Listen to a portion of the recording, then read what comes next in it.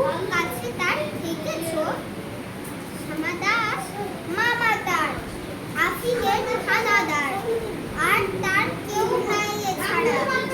তাই বুঝি একাশে মুখখান ফ্যাকাশে বসে আছে কাঁদো কাঁদো বেচারা।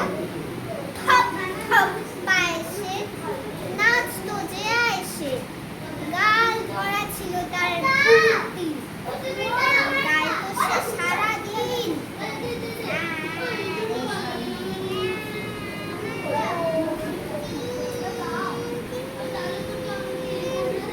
আহ্লাদে গদ গদ মূর্তি, এই তো সে দুপুরে বসি ওই উপরে খাচ্ছিল কাঁচ কলার চট্টি।